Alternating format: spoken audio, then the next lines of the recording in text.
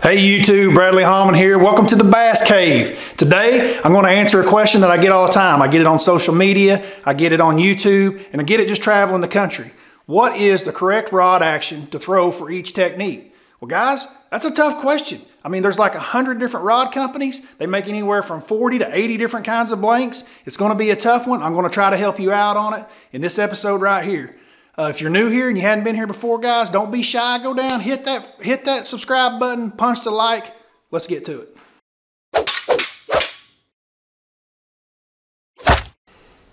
All right, guys, how do you choose the right rod for the right technique? It's a tough one. There's lots of different water conditions, different techniques across the country from north to south, to east to west, and it has a big variance of the style and type of rod that you're going to use. Let's start with the very basics, which is what you've probably heard before. Let's talk about how big are you? How tall are you? Your height has a lot to do with it. I will say that it is not the ultimate dominator like a lot of people that you will read about or talk about. I know some of the best flippers in the world, guys like Dickie Newberry, that are not the tallest people in the world.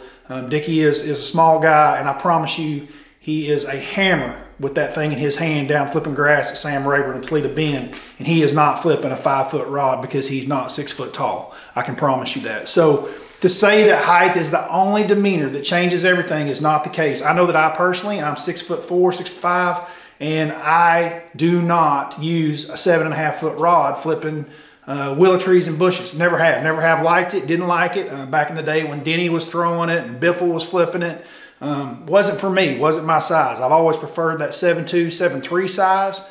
That length seems to fit me better. One of the prime reasons that I do prefer that shorter rod in those situations is because we have a lot of overhanging obstacles a lot of times, and I'm up underneath trees, limbs, and different things, and I'm close in contact, and whenever I'm making those flipping pitching motions, I don't like that rod to be hitting things above me. So that in itself is one reason I never liked the 7'6" to 8 foot rod in close contact, that style of fishing. So with that being said, there are all variations of rods, different lengths. Don't let the height be the only thing. Number two thing probably is preference or the style of fishing that you fish with. So let me give you an example of what I'm talking about here. I know that my friend Todd Castledine down at Sam Rayburn, he and I both are on the Falcon Pro staff. We've worked together for a long time with Falcon Rods, and I'm from Oklahoma. Hallman, that ain't the right rod. He and I both have different ideas of what the perfect rod is. And it's amazing how we talk about each technique, how each rod changes. Whether it's throwing a swim bait or flipping or throwing a spinner bait or whatever it is, he is always one notch heavier than me. That was funny. Todd and Russell Cecil, for that matter, both prefer a rod that is about one notch, you know, one step up, heavier action rod than what I care to use on that same technique. We gave this a lot of thought, really, because I mean, we've all spent a lot of time fishing in our lives, and this is what we came up with. They're from down at Texas and down at Sam Rayburn. They have a lot of grass. That's their primary forage that they fish down there is grass, Carolina rigs, long casts. That's their deal. Where I'm from in Oklahoma, it's more rocks, wood, and docks. And if you really look at it that way, we're talking about hard targets versus soft targets. Grass being soft, rock and docks, and wood being hard. There's no give in hard, right? There's no give. I like the rod that's just a little bit lighter. Remember, that's what we're talking about. Just one notch, one step down is the rod that I prefer with the technique that they prefer with the same technique, one notch higher, but they're fishing grass. That was probably the key there, and that's what I mean by different fishing conditions across the country with where you live. Are you primarily fishing hard targets, or are you primarily fishing soft targets? I think that in itself can adjust a rod. Now, at this point, we're talking about just a small amount. So the things that we started with, how tall are you? And like I say, it's not the ultimate dominator. What technique are you using? That's the next thing. So what technique are you trying to use? And like I say, if you're out there flipping grass in Florida, I don't care if you're 4'3", you need to be flipping an 8 foot rod. Period. End of story. So we've got height that you are for the overall, looking at what size you are for the rod. 2, we've got what technique are you using. And 3, what part of the country are you from? Are you fishing soft targets primarily, or are you fishing hard targets primarily? Because those 3 things right there are going to have a big impact on what style and type of rod that you're going to use. Okay, so I'm going to show you guys some tricks some of you have probably seen. A lot of you, I don't think you probably have. This is not something you see. So I'm going to go over a deal that we all see in the that we all end up doing whenever we go to the tackle store and we get a new rod. And you're walking in the tackle store and you're checking out a new rod and you want to see what it feels like. You take it, first thing you see everybody do is take it and put it down on a rod like this on the concrete and feel how stiff it is. I do the same thing. What I will tell you is that is the truth, honest to God. I still to this day cannot take a rod and tell you without a shadow of a doubt, with feeling of it all the different ways and the ways that I'm about to show you that's different, and tell you that that rod is perfect for the technique that I want to go use it with. I can generally tell you within 10 casts with a rod if it is or isn't what I was looking for in that technique. So once I get on the lake with it and I have my bait tied on, I can give you that feedback. But it's very difficult just standing in a store, a showroom floor, and putting a rod to the concrete, feeling how it is. You know, you take it like that, you flex it like this, seeing how big the backbone is and different things, so, or how thick it is and how heavy it is. So I'm going to do this experiment with 3 rods. I'm going to show you guys a trick. These 3 rods are all different actions, okay? But on the blanks, what I have here is I have 2 Falcon Experts. One is an Amistad and one is an Amistad Extra Heavy, okay? The Extra Heavy is a 7'4" rod, so it's an inch longer than the 7'3". So that's going to create one little problem with this trick I'm going to show you, but I'm going to show you how to adjust it. The other one is an Amistad Lowrider. So if you guys aren't familiar, Lowrider and Expert are 2 different series of rod. The blanks they have, the Experts retail around a couple $100 and the Lowrider's about 150. I like them both. We have an Amistad in both series, but I'm going to show you there's a difference and I'm going to show you what it is. All right, here's the trick.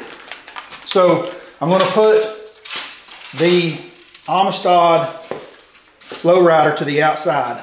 So it'll be the furthest away from you guys on the camera.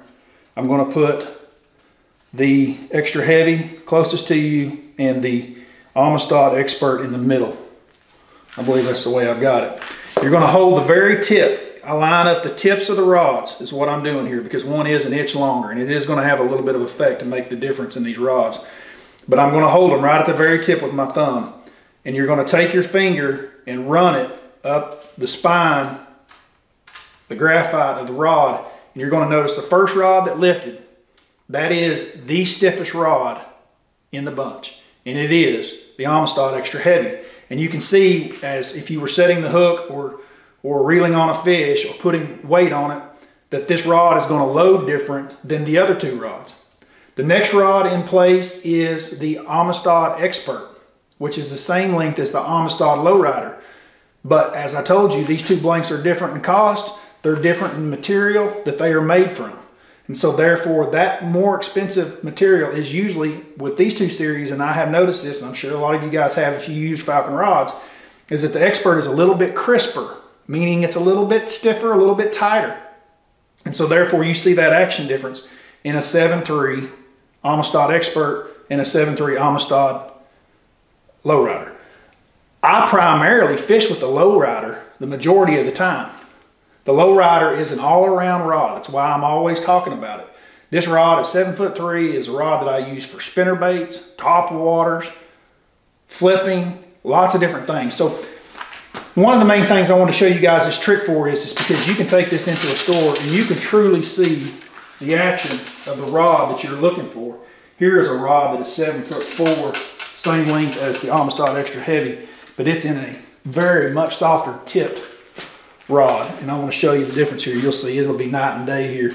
The Expert, I'll put the Expert closest to you. It'll be the first one that comes off the floor, and these 2 rods are going to be majorly different. And they're the exact same length. I mean, I just barely start in the other rod. So if I was setting the hook on a frog, which is what I use this Expert Extra Heavy for, and I also use it for flipping with fluorocarbon, as I start to lift, I mean, this night and day difference. You guys see that? So if I accidentally had picked up or wanted to tie, got the buddy that ties the flipping stick on to the bottom rod and flips it in a bush and he keeps losing fish and you're not, you can see the difference. One's a head turner and one is not. So the bottom rod is definitely a chatterbait style rod. I mean, that's what I'm looking for. So once you've done this enough, you can walk into a store, a tackle store, the same way that you've run it on the ground and felt of it this way. You can take these rods by themselves, hold the tip of it, and slowly go up. Obviously, you don't want to do this with a reel on it, guys, because it adds weight to it and that changes everything. Plus, you're putting extra added pressure on the very tip. But as you start to load, you'll notice, hey, I've done enough of these. I know that's a very fast action rod. Fast meaning that it's stiffer, tighter, comes into action quick. That's why it's called fast. Think of it this way. A fast tip rod is stiffer. It's fast because it comes up off the floor fast when you run this test on it, right? Came up quick. Whereas a slow action rod, or slower action rod, we wouldn't call this slow. A true big crankbait rod would be even slower than this. It's going to come up off the floor much slower. It's going to take much longer for me to run my finger down for this rod to load, which is also a more parabolic bend, which is a good thing. Lots of baits, lots of different techniques. There's nothing wrong. As a matter of fact, parabolic is something that we all enjoy in our rods in 2020. That's the way it is. The more it flexes, we feel like the less fish that we lose once we hook one up. It kind of acts like a rubber band as the fish bounces, the rod bounces with it and kind of keeps the line tight. So that's kind of the thought process on that. But that's a trick I wanted to show you guys. That's something that might help you guys going forward. All right, so let's talk about different techniques and rods and with the style of what we're going to use at that point. Okay, so here is a jig rod, right? Everybody thinks a jig rod, great big, flipping, blah, blah, blah. This is not that rod. This is actually a finesse jig special. I have used this rod for over 20 years. It's only 6'10". That's all it is. It has a soft tip to it and it loads quick. This is my favorite rod to use on the LBJ. I've used it for, like I said, for probably 20 years. It's a 5 power. I know that the head turner is a 6 power. It's a little bit stiffer. It's that one notch up. I know that that's the rod that Jason Christie prefers with this same jig. Like I say, sometimes I'm a little bit lighter. Maybe I flip lighter line. I haven't gotten this conversation with him, but I generally throw this on 15-pound test sunline fluorocarbon. So I'm looking for a light fall. We're throwing this on the Ozark style lakes. You know, we have clearer water, using rock presentation. Sometimes we're fishing this bait as deep as 20, 25 foot deep, and it's only a 5/16 ounce jig in the wintertime. So I'm looking for a rod that I can use lighter line with, and this is that rod. The other big thing about this rod and being 6'10" is that primarily a lot of the presentations are given around docks, which is a skipping presentation, side armed, underarmed, and the 6'10", just like I was talking about earlier with flipping willow trees or bushes, you don't want contact and you're in close contact with the targets. So it's just easier with a shorter rod to get that skipping motion than it is with a longer rod to do it consistently over and over and over. And quite frankly, I spent a lot of time with this rod in my hand growing up, and I don't know that I could ever use a different length or action than this one with this technique. I can pick one up and I can tell real quick if it's spot on or if it's just a little bit different. But another rod that I use, so we were talking about it, we did the extra heavy, the Amistad Extra Heavy, which is a 7'3", and it is a 8 power. So this rod is a rod that I use a lot for frogging. I know that Castledine's going to want one that's just a little bit tighter than this because he's down at Rayburn. He's also fishing pads. I'm not fishing pads here in Oklahoma. The 8, the extra heavy, is enough to put a hook in a frog, but I still like that 7'4", even though I'm skipping this bait a lot as well. This is the rod that I like to use with braid and a frog. It's a really, really nice setup. This is also the rod that I flip with a lot. When I'm flipping bushes and stuff, 7'4", again, like I say, I'm not a 7'6" or 8 foot guy flipping bushes or hard targets. When I'm flipping hard targets, this is the one that I'm going to use, and there's another reason why is because I'm primarily flipping fluorocarbon. This is the rod that I use when I'm flipping fluorocarbon, Amistad Extra Heavy. Whenever I get somewhere and I start flipping braid, like say I go to Rayburn, where they got all the 7 and 8 pounders, and I've got to get away from my 25-pound fluoro and move to a braided line and go up to 65 or 80 pound braid. I'm going to go the same thing. The test I just showed you guys, here is the low rider of the Amistad, and you guys saw how much softer the tip is. The reason I'm going to do that is because you're gaining with the line stiffness, right? So we went from flipping 25-pound sunline fluorocarbon to flipping 80-pound braid, okay? Braid has no stretch, no memory. It's tight. I mean, it's just you're hooked straight, fish, wood, whatever. Everything's tight.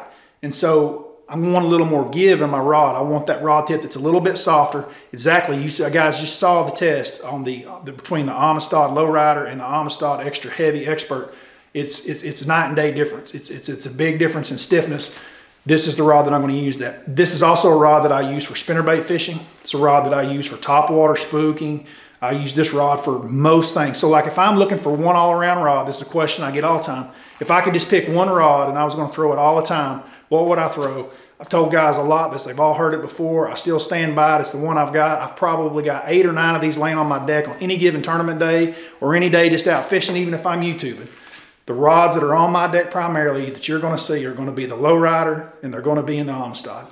Guys, I appreciate y'all coming. I appreciate your time. I hope you're learning things here.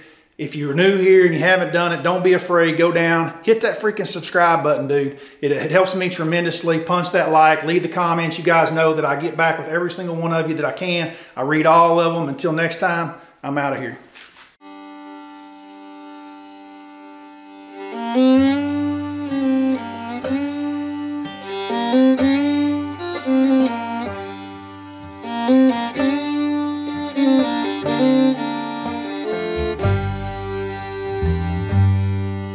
Mm-hmm.